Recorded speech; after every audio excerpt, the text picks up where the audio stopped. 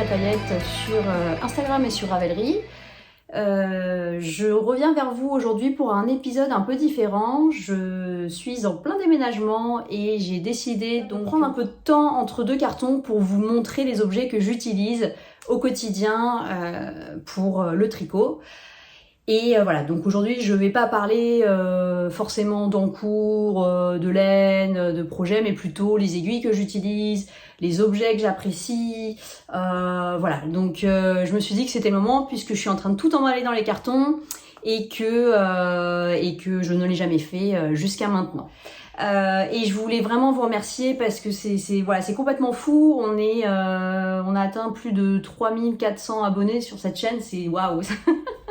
ça me touche énormément. Voilà, je voulais vraiment vous remercier. Je suis extrêmement flattée, étonnée et ça fait chaud au cœur. Donc un grand merci en tout cas de me suivre, de vous abonner et tout. C'est vraiment super chouette.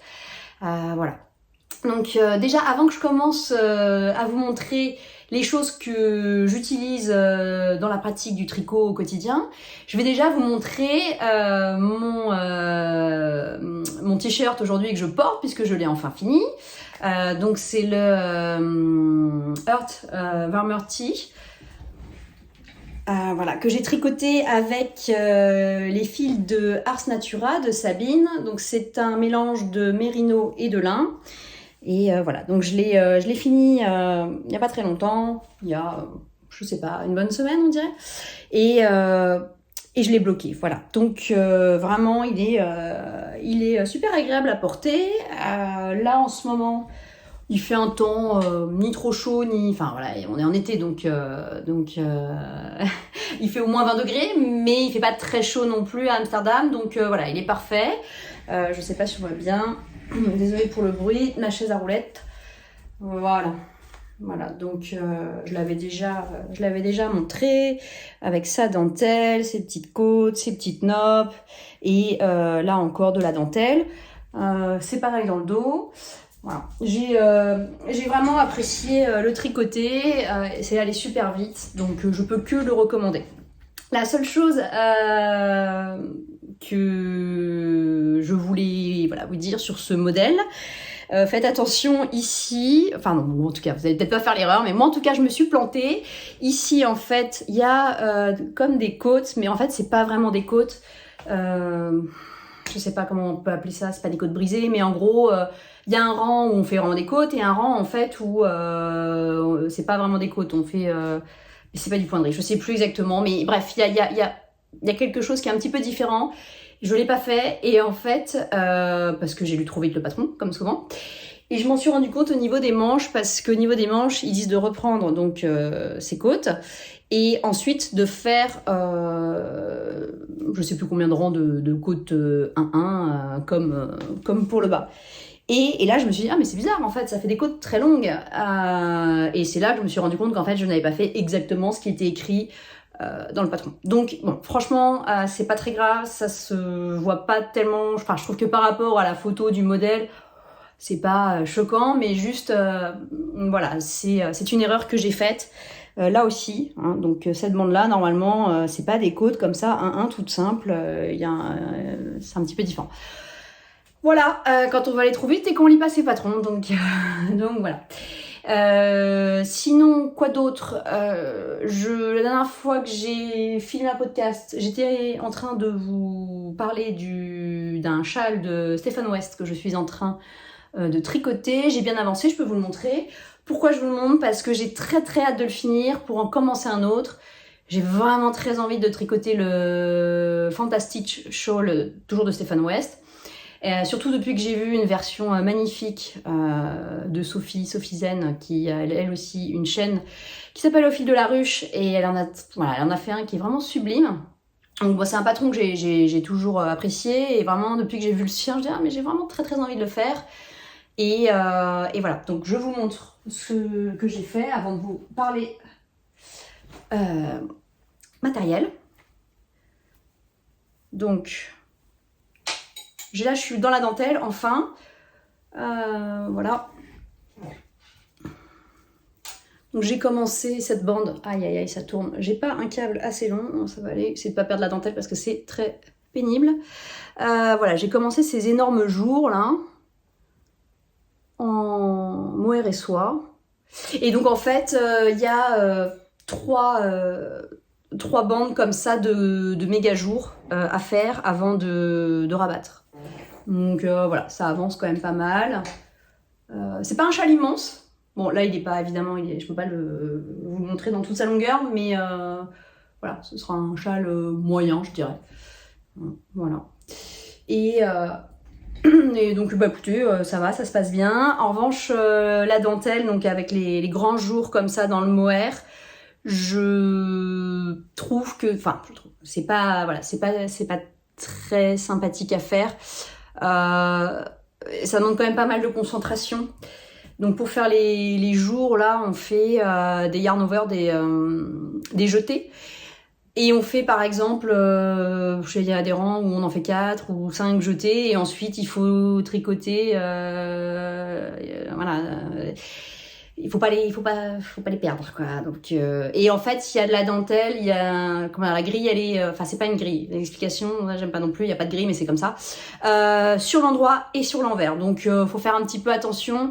La semaine dernière, j'ai tricoté un soir assez tard. Je me suis trompée. Franchement, je me suis rendu compte que je m'étais trompée en plus à la fin du rang. Il fallait que je fasse tout un rang de ça là. C'était pas funky. Enfin en plus, franchement, j'ai une amie qui était là. Elle m'a dit ah mais attends, je vais t'aider et tout. Elle était trop cool. Elle m'a dit ah, je vais te le faire. C'est tout. Bon, c'est très pénible à défaire. Hein. Donc j'avais un peu laissé le truc en stand-by.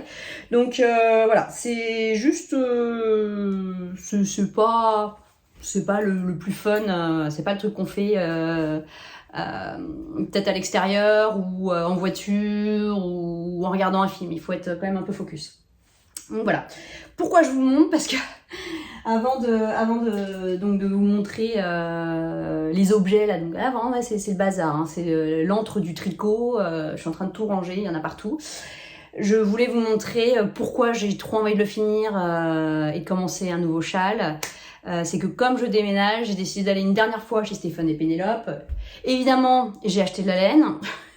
Et en fait, j'ai déjà ma sélection pour le Fantastic Shawl que je ferai ensuite.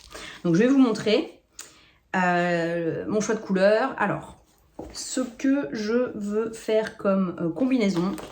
Donc moi, je veux combiner plusieurs couleurs, évidemment, des couleurs qui pètent, mais aussi des matières. Je veux combiner différentes matières. Et j'ai pas envie de mettre du mohair et soie, j'ai envie de mettre du suri. Donc voilà. Alors, moi j'avais déjà dans mon stash ce suri-là, qui est de la bien-aimée. Il m'en reste beaucoup, donc ça en fera partie. Ensuite, je voulais une base foncée pour bien démarquer les couleurs flash. Donc là, je n'ai pas un écheveau, on va dire, solitaire. J'ai dans mon stash 3 échevaux d'un très beau chocolat, mais j'ai pas envie d'en prendre un pour faire un châle, puisque voilà, ces 3 échevaux, j'ai vraiment envie de faire un beau pull avec, je pense un jacquard. Et voilà, j'ai pas envie qu'il m'en reste 2 et que je ne sache pas quoi en faire. Donc j'ai racheté un écheveau et j'avais envie d'un truc un petit peu qui a un lustre un petit peu brillant pour voilà, pour un châle. Et donc j'ai trouvé ça que je trouve vraiment très joli. Il y a vraiment des belles nuances. Donc j'ai acheté ça chez Stephen West, chez Stéphane et Pénélope, et la marque, je ne la connais absolument pas. Old Maiden Aunt Yarn. Donc ce n'est pas néerlandais, je pense que c'est Scotland, c'est écossais. Voilà. Et alors, vous voyez, ça brille un petit peu, mais alors la composition, c'est mérino et bambou. Donc voilà. Donc ça. Ensuite, dans mon stash, un rose qui pète que j'ai depuis très longtemps, Botanical Yarn, et c'est de la laine à chaussettes. Et alors je ne sais pas si on voit, mais il y a du Stellina. Voilà. Ensuite, j'ai acheté un écheveau de suri Verdo chez Kim Fibre. Voilà, je trouvais que ça allait être super beau. ça va être dur de tenir tout ça. Après, j'ai envie d'ajouter un reste aussi que j'ai d'un autre châle, mais depuis très longtemps, qui est, si je dis pas de bêtises, la bien-aimée aussi, et la couleur, je ne sais plus ce que c'est, je me demande si c'est pas peanut butter, quelque chose comme ça. Voilà, donc il y a une section où il faut pas grand chose, ça fera l'affaire. Ensuite, toujours dans mon stash, j'avais ce magnifique écheveau d'une louve dans les bois. Et en fait, j'en avais acheté deux. Donc j'avais acheté ça il y a longtemps, il y a peut-être 2 ans, 3 ans, je sais plus. Bref, j'en avais un corail et un moutarde pour faire un bonnet à une amie. Et en fait, donc c'est de la Dikay, mais quand j'ai fait un échantillon, c'était hyper fin. Enfin, en tout cas, pour moi, hein, ma façon de tricoter, hein, je sais pas. Mais pour moi, c'est plus fin que de la Dikay, ça n'allait pas avec le bonnet. Bref, j'ai dû finalement la doubler. Donc j'avais la corail, je l'ai doublée avec autre chose pour avoir le bon échantillon pour le bonnet qu'elle voulait. J'ai abandonné, voilà. Au début, je voulais faire un truc avec un jacquard. J'ai abandonné l'idée. Et donc je suis partie sur un autre patron, et bref, donc il me reste toujours cet écheveau qui est magnifique, mais j'en ai qu'un seul, de yak, je sais plus exactement ce qu'il y a dedans, mais il y a du yak, je pense que c'est yak, soie et mérino, il faudrait que je regarde, mais c'est vraiment trop beau. Donc ça brille aussi, je pense que ça dans un châle, ce sera magnifique. Et le dernier écheveau que j'ai acheté, voilà, c'est un gros craquage, mon banquier va m'emprisonner. J'ai acheté chez King Fibre, enfin toujours chez Stéphane et Pénélope, la King Fibre, ça, voilà, bam, pour aller avec. Je trouvais ça trop beau. Donc il y a un espèce de point un peu alvéolé dans le châle, et je verrais bien ça comme dans les alvéoles. Et ça, donc ça c'est la single, et la couleur s'appelle Illusion. Voilà. Donc je vais essayer de vous montrer, je sais pas si je vais réussir, ça va être un peu compliqué de tout tenir, ouais, comme ça, mais voilà, pour le futur châle, ce que j'ai envie de mélanger, voilà.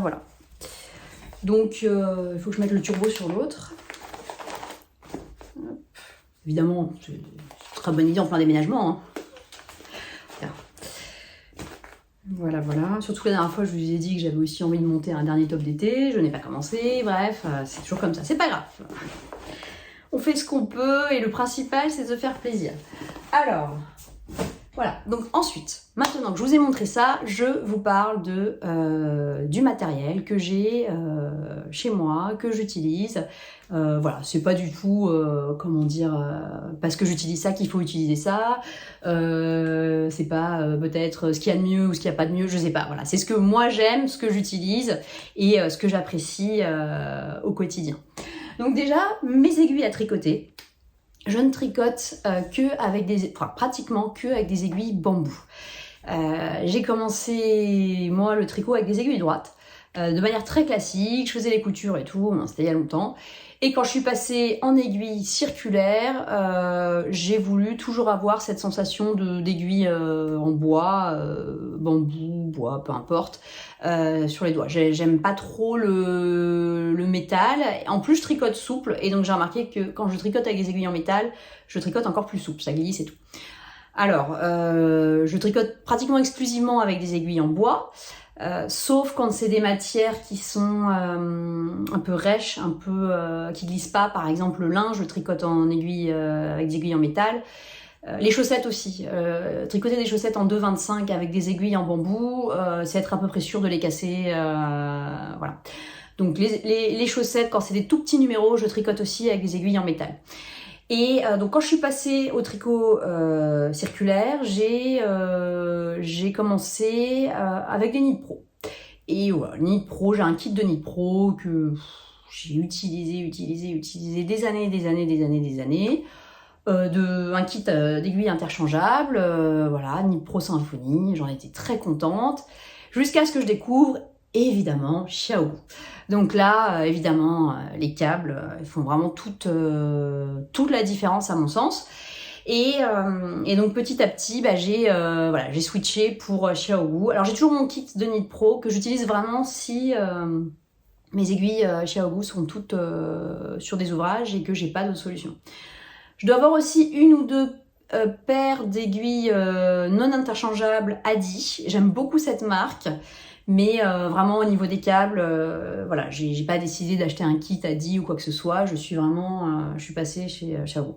Donc au début, qu'est-ce que j'ai acheté? J'ai acheté, au début, quand je suis passée sur les Xiaogu, j'ai acheté cet étui avec des aiguilles en bambou. Voilà.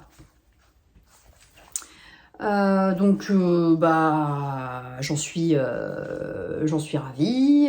Voilà, il n'y a absolument rien à dire. Hein, je pense que tout le monde les connaît, etc. En revanche, la pochette, niveau goût, c'est pas ce que je préfère. Et je me suis offert, tout le temps, un très bel étui à aiguille de chez Margeva. Voilà. Donc MJ qui est vraiment très très doué, qui fait des choses magnifiques.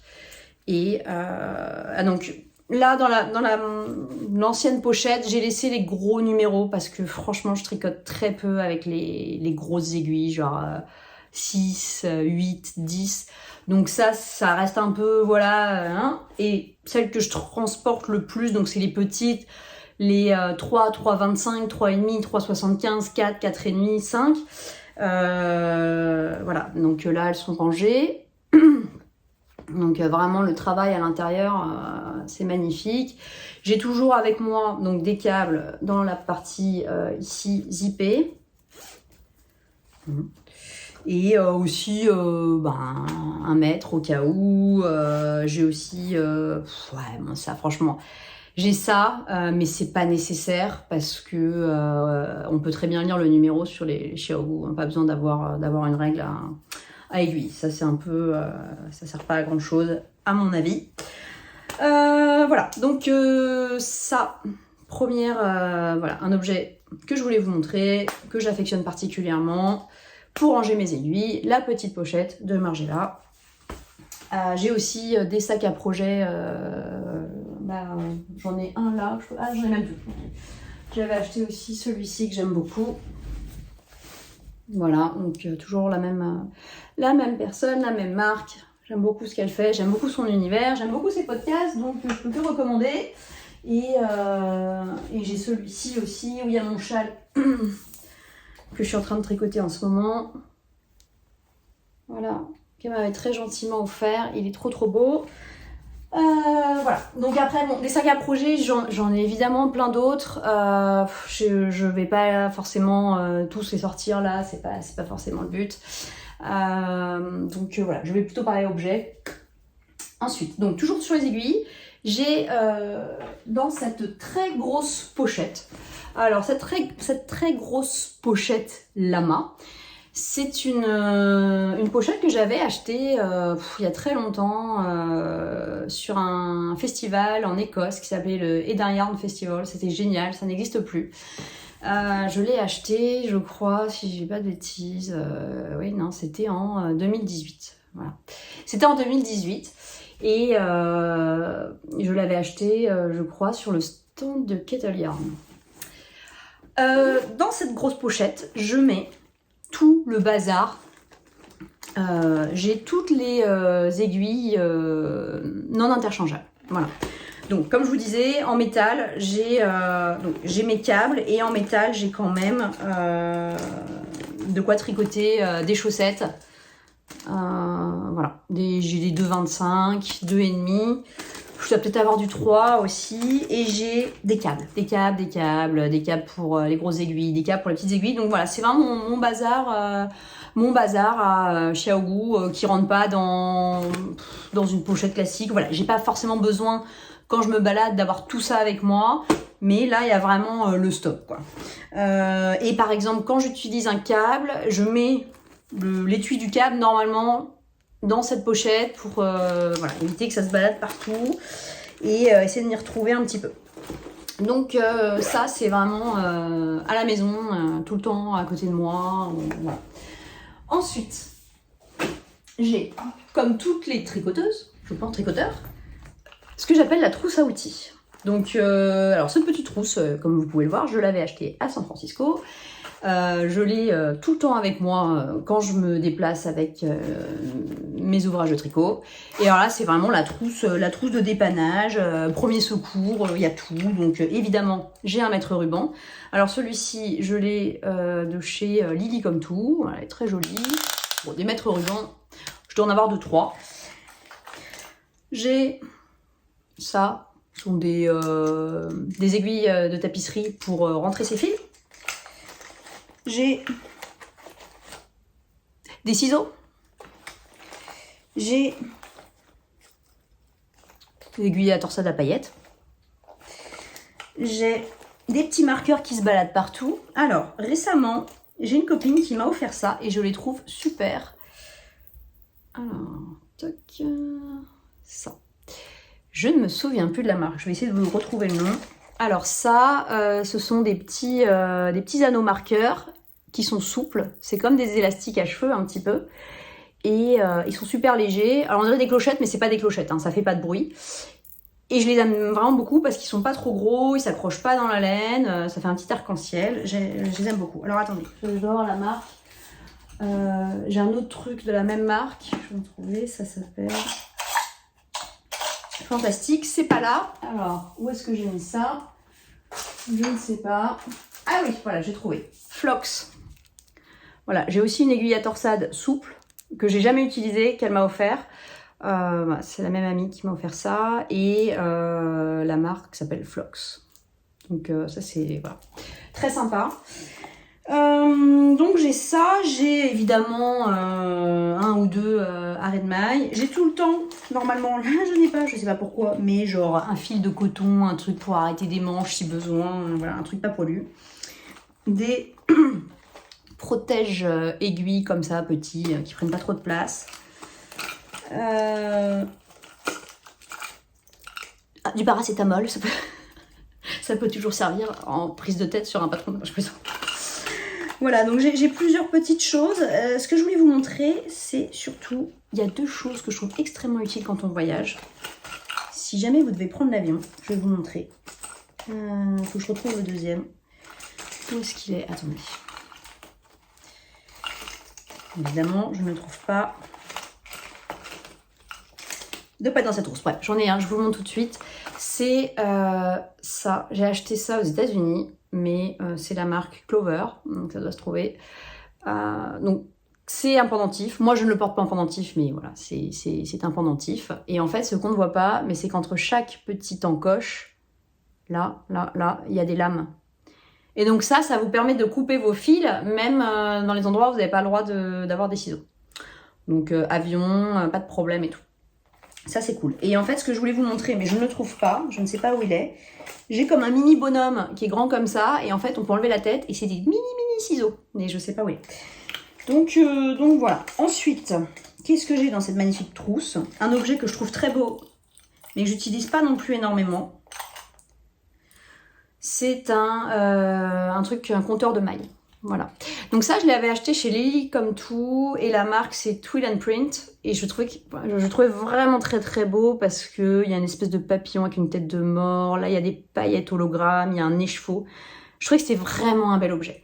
Alors moi, franchement, j'utilise pas trop de compte-mailles, de contre-rang, pardon, de trucs comme ça. Je sais qu'il y a plein de gens qui ont des petits trucs là qui pendent, des petites chaînes. C'est magnifique.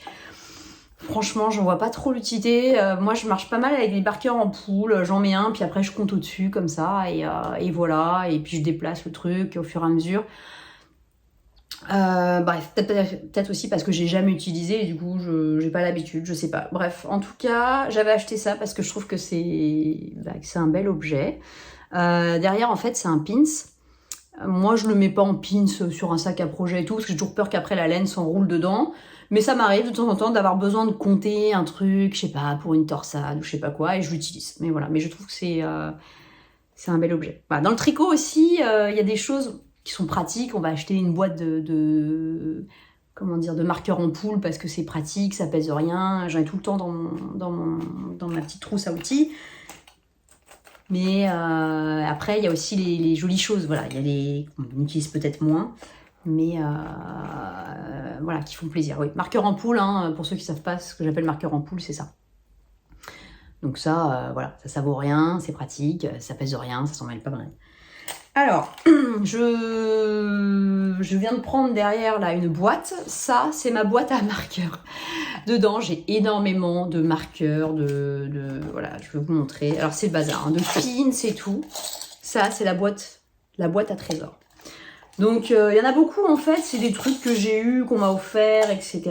Mais voilà, je les range tous là-dedans. Et quand j'ai envie de me mettre de commencer un ouvrage avec un nanomarqueur, c'est dans cette boîte que je pioche.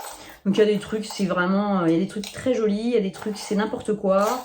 J'ai par exemple des jolis nanomarqueurs de chez Apollonie. Voilà, par exemple, hop, j'ai tout qui tombe. Attention, attendez. Je suis en train de faire tomber ma trousse, ça va pas le faire s'il y en a partout. On va la fermer. Voilà. Donc j'ai, je vous disais, marqueur champignon, par exemple, de Apollonie que j'adore. J'avais aussi acheté au moment de Noël celui-ci, c'est un sapin. Après, j'en ai qui sont fun, que j'adore. Donc ça, par exemple, je l'avais acheté chez Madame Guillotine. C'est un flamant rose. Il est très gros, celui-ci, mais je l'adore. J'ai des canards. J'aime bien les petits canards. Je trouve ça mignon. Voilà, j'ai des petits canards comme ça. J'ai des petits canards radioactifs. Les licornes. Les oursons. Voilà, des petits oursons comme ça. Ça, je l'ai acheté boutique Etsy, je me souviens plus du nom. Faudrait que je check, si je retrouve, je vous mettrai le nom dans la barre d'infos. Ça, sur un salon ici aux Pays-Bas, j'avais acheté ça, je trouvais ça trop mignon. C'est des marshmallows, c'est quelqu'un qui les faisait en pâte fimo, je trouvais ça très, très sympa. Ça, c'est une copine qui me les a fait, on dirait des bijoux, je les trouve trop beaux. Voilà. J'ai aussi des classiques comme ça, là, qui sont pratiques. Bref, des tout petits plastiques moins beaux. Non, vraiment, il y a, voilà, y a tout là-dedans. C'est gros bazar. Les boules de Noël, voilà. Ça, je crois que je l'avais eu en cadeau, en achetant un écheveau, je sais pas quand. J'ai un petit lapin aussi que j'aime beaucoup. Bon, voilà, j'en ai vraiment beaucoup. C'est voilà, les principaux. Ah ouais, j'ai celui-ci aussi que j'aime bien. Là, j'ai une fraise. Voilà. Et il y a aussi tous ceux qui sont sur mes ouvrages en ce moment qui sont pas là. J'ai cette petite marguerite que j'aime beaucoup aussi. Par contre, ça, faire attention, parfois ça se prend dans la laine. Voilà, j'avais acheté il y a longtemps chez Stéphane et Pénélope, je sais pas où ils sont, des vélos. Mais le problème des vélos, c'est que ça se mettait tout le temps dans la laine. Voilà. Je crois que j'en ai un là. Voilà. Je n'aimais pas. Je n'aimais pas sur mes ouvrages. Il y avait toujours un truc qui s'en mêlait. Voilà. Je trouvais ça sympa les petits vélos, mais j'ai arrêté de les utiliser. Donc voilà pour la boîte à trésors. Hop. Ensuite, qu'est-ce que je voulais vous montrer? Ah oui, évidemment. Mon bobinoir à laine. Donc, moi, j'ai toujours eu, je sais pas pourquoi, des problèmes pour bobiner la laine. J'avais acheté il y a très longtemps, quand j'ai commencé à tricoter des écheveaux de teinturière, de teinturier, j'avais acheté un bobinoir sur Amazon, qui était vraiment une horreur, pour rester poli. À chaque fois, le cône sautait, quand je bobinais, c'était vraiment l'enfer.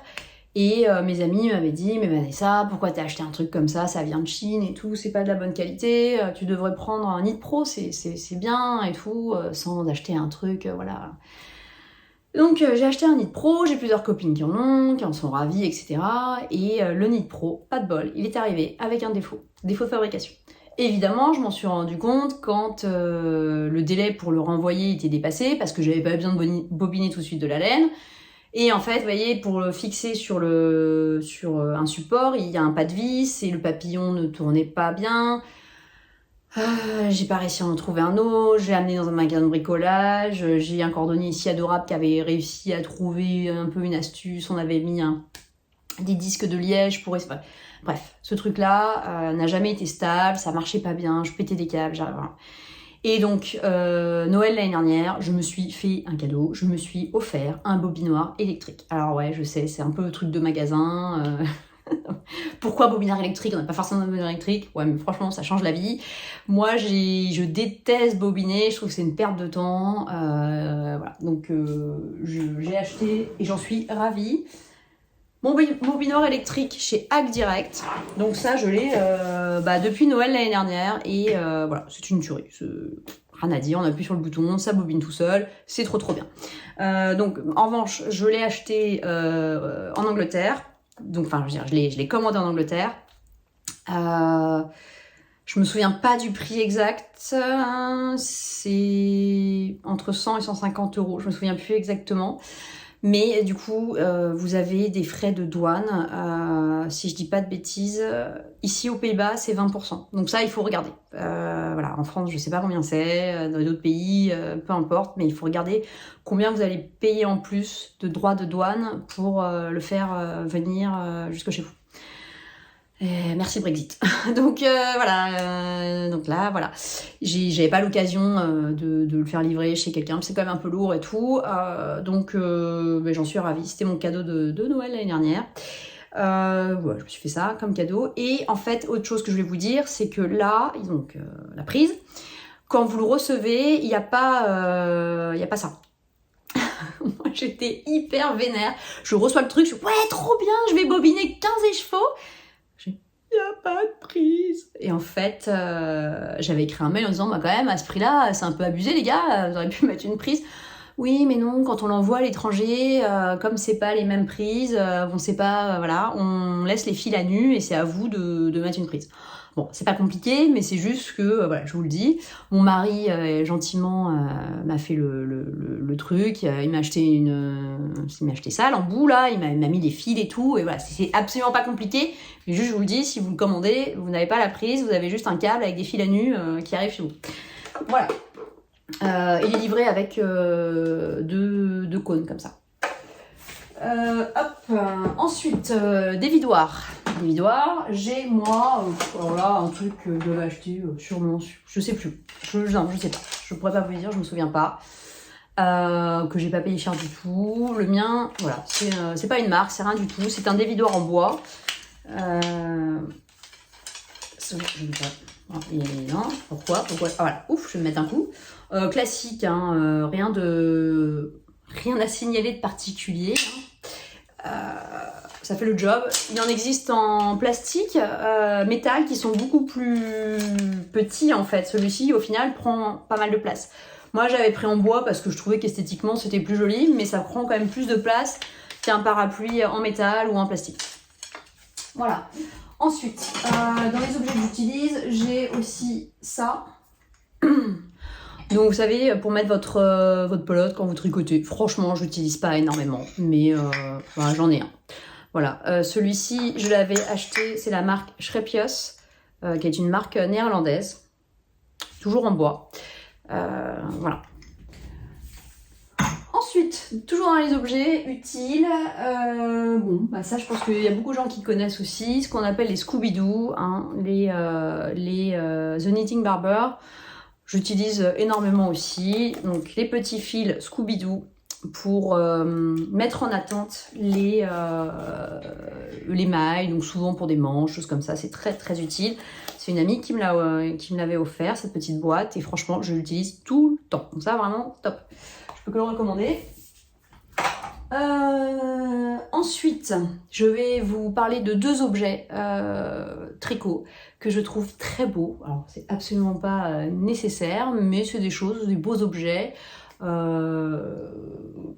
Donc, la première chose dont je voulais vous parler, c'est ça. On va appeler un bol à laine. Alors, vraiment, j'avais flashé dessus. Il y a très longtemps que je l'ai. Donc, je trouve que le travail du bois est vraiment magnifique. C'est une sorte de marqueterie, vous voyez, voilà. Et donc ça, j'avais trouvé cette boutique. J'aime beaucoup moi, tout ce qui est vraiment travail du bois et tout. C'est quelque chose que j'apprécie énormément. Je trouve ça vraiment joli. J'ai beaucoup d'admiration pour les gens qui font ce genre de choses, les menuisiers et tout. Je trouve que c'est vraiment très noble, c'est vraiment très beau. Et la personne qui fait ça, donc elle fait pas que des bols à laine et tout, donc c'est un monsieur qui est en Ukraine, un Ukrainien, et sa marque s'appelle Palisander Artwood. Donc c'est fabriqué en Ukraine, je l'avais commandé il y a plusieurs années. J'ai aucune idée de combien ça coûte, je me souviens pas. Franchement, ça fait peut-être 8 ans que je l'ai. Et c'était arrivé très vite, vraiment un beau travail. Je trouve que c'est vraiment un bel objet. Vraiment l'hiver, je trouve que c'est hyper, je sais pas, cosy et tout, de mettre de mettre son cake, son écheveau, là, enfin sa pelote dans le bol et de tricoter avec. J'aime beaucoup. Voilà, c'est mon unique bol à laine que j'ai. Hein. J'ai pas d'autres bols à laine en céramique ou machin. Moi, j'en ai un en bois et je le trouve vraiment magnifique. Donc ça, bel objet. Et deuxième bel objet, qui est pour le coup vraiment un accessoire, on peut dire un peu futile, mais vraiment je trouvais que c'était hyper sympa et joli. C'est ça. C'est un sac en fait. Voilà, c'est un sac dans lequel vous pouvez mettre votre pelote et tricoter. Alors on va pas voir. Voilà, j'ai pas assez de recul. Vous pouvez mettre votre pelote et tricoter comme ça à l'extérieur. Je trouve que c'est un bel objet. C'est du cuir végétal. Moi, j'avais choisi la couleur naturelle. Il est arrivé, donc ça fait plusieurs années que je l'ai. Il était totalement, presque rose pâle en fait. Vraiment une couleur presque vraiment comme ma peau là. Et avec le temps, il s'est la matière c'est un peu foncé et tout, donc voilà. Vous ouvrez ici, vous avez une pression, vous rentrez votre pelote et voilà, et vous partez en balade. Donc je trouve que c'est hyper sympa, je trouve que c'était vraiment joli. On peut enlever la poignée si on désire. On peut enlever, pas la poignée, la anse et le prendre juste comme ça. Et la marque, je crois que j'ai pas dit ce que c'était, ça s'appelle Géométrie et avec un Y. Et ça vient du Danemark. Voilà. Je sais que maintenant, ils en ont sorti dans plein de couleurs différentes. Donc voilà, ça je trouve que c'est un bel objet, c'est un beau cadeau à offrir ou à se faire offrir. Enfin en tout cas, moi j'aime bien ce genre de choses et je l'aime beaucoup. Voilà. Écoutez, je crois que j'ai fait le tour de mon matériel. Je crois que j'ai fait le tour de mon matériel. Donc voilà, j'espère que ce petit tour de mon trifouillis de l'entre-tricot vous aura intéressé. Il me reste encore beaucoup de travail. Et derrière le meuble qui est là, c'est mon stash. Donc je vais pas aujourd'hui faire une vidéo sur mon stash, j'ai vraiment pas le temps, je le ferai peut-être un jour. Mais voilà, tout ça, il faut que je m'y attelle et que je range. Donc encore merci de regarder mes vidéos. Je vous souhaite une bonne journée, une bonne soirée, un bon week-end en fonction du moment où vous regarderez cette vidéo. Et je vous souhaite plein de bonnes choses et faites bien. À bientôt.